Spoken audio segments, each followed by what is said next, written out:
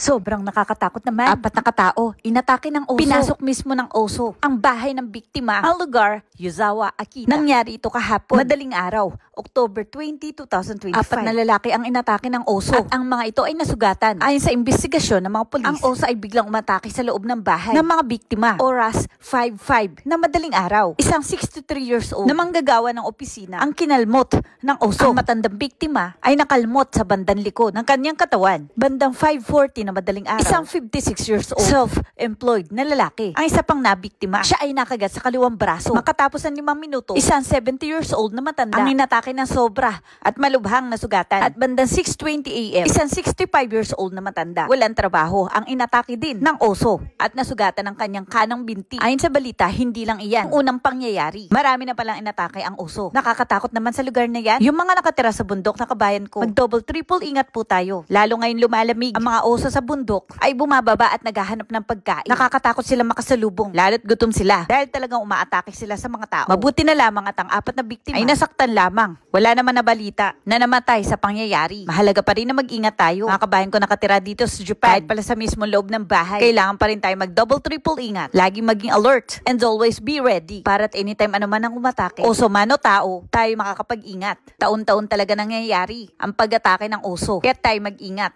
Ito niya tagpagbalita, Diyan News.